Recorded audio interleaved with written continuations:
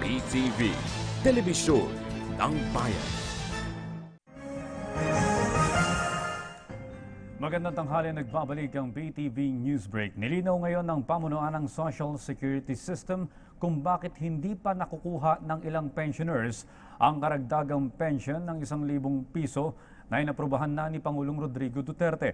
Mula sa tanggapan ng SSS sa Quezon City, may report ang aming kasamang si Kim Feliciano. Kim, magandang tanghali sa iyo.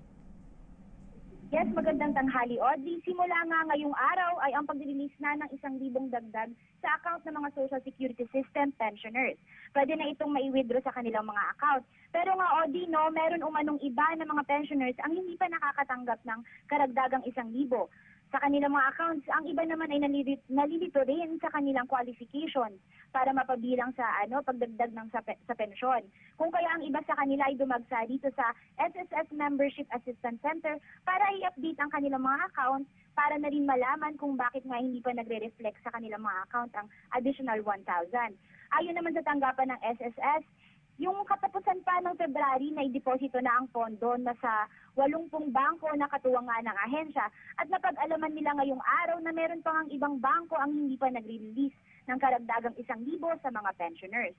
Yun nga sabi din dito sa tanggapan ni Ma'am Luisa Sebastian, ang Assistant Vice President ng SSS, pwede daw makansela ang kanilang accreditation nitong 80 bangko.